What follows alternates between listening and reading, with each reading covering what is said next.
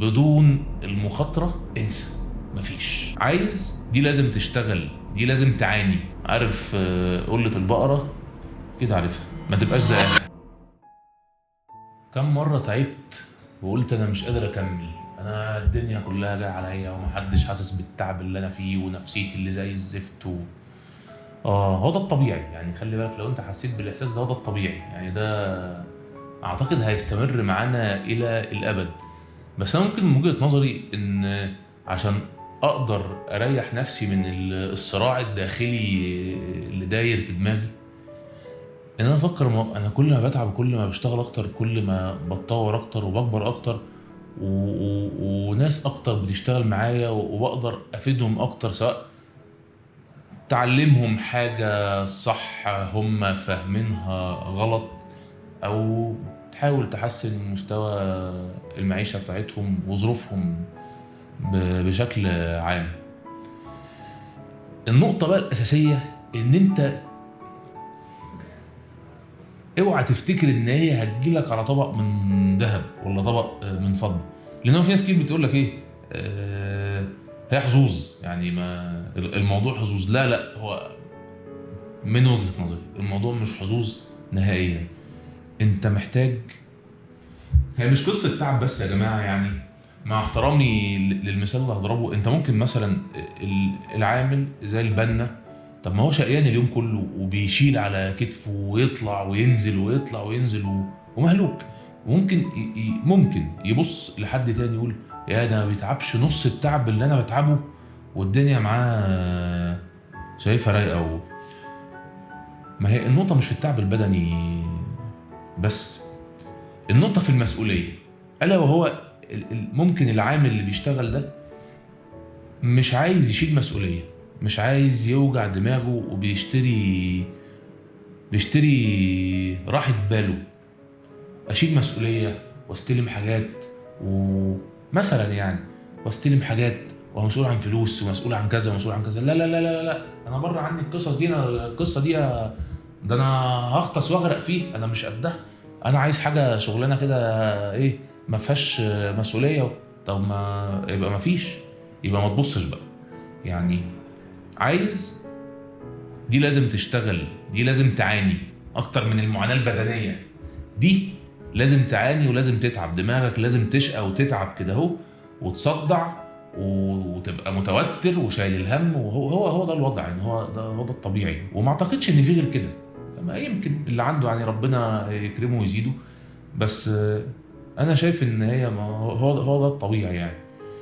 فلازم تشغل دماغك، لازم تشيل مسؤولية، ما تستسهلش، ما تستسهلش.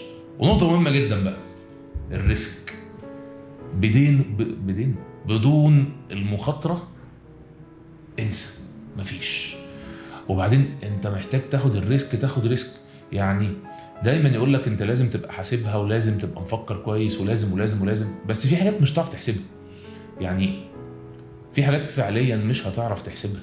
انا مثلا عايز اخش في حاجه تانية ومعيش فلوسها دلوقتي او سيولتها دلوقتي. طب انا ازاي هحسب ان هي هتجيلي، ممكن تيجي كمان يوم، كمان يومين، كمان اسبوع، كمان شهر، كمان شهرين، كمان سنه؟ ما تعرفش. انت عندك البضاعه هتتباع امتى؟ ممكن تتباع كلها مره واحده، ممكن ربعها، ممكن تمنها، ممكن عشرة، ممكن نصها. فاعتقد ان الحسبه دي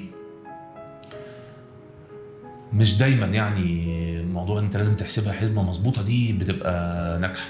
لازم تاخد الريسك ولازم تاخد المخاطره، واللي بيخاطر بيوصل.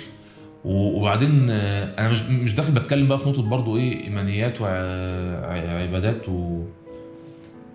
هتتعب، هتلاقي مؤمن كافر ملحد، ربنا هيديك على قد مجهودك اللي انت بتعمله. لكن المجهود ان انت ازاي تشغل دماغك، ان انت تستغل كل المصادر اللي ربنا مسخرها لك عشان تنجح بيها او تتطور بيها او تكبر بيها. لكن مش بتستغلها، مش هتلاقي مش هتلاقي نتيجة. يعني مش هتلاقي نتيجة.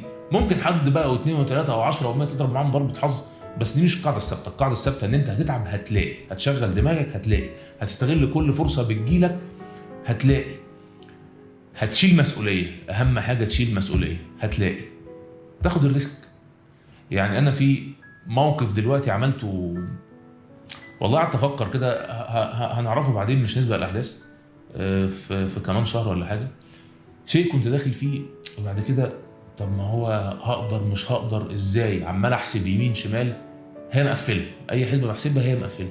بعد كده قعدت ارجع بالزمن، قلت لا، ما انت افتكر، خلي بالك، ما هو انت ورا كنت برضو الدنيا بتلاقيها ايه، مقفله، يعني مستحيل ازاي، وتقعد تحلم ازاي هعدي وانا نايم، تقعد تحلم كده ودماغ ازاي اعدي من القصه اللي انا فيها دي. طب فقلت لا، انا هدوس وهسيبها على الله. وهو خلاص انا حفظت كده، اللي بياخد الريسك وكده كده طاحن نفسه ومشغل دماغه، مشغل دماغه، بتسلك، هي بتمشي لوحدها، وبتمشي وبتكبر كمان اكبر ما كنت متصور. ربنا يكرم ان شاء الله. رساله بس كانت جوايا كده كنت عايز اقولها للجيل الصاعد، الشباب الجمال، الجيل الصاعد، شيل يا ابني انت مسؤوليه يا ابني، وما تهويش دماغك، وما تدورش على السهل، وما تبقاش عامل زي ايه، عندي مصطلح لذيذ كده عايز اقوله، قلة البقرة. عارف قلة البقرة كده، عارفها، ما تبقاش زيها. يوم رايق عليكم والى اللقاء.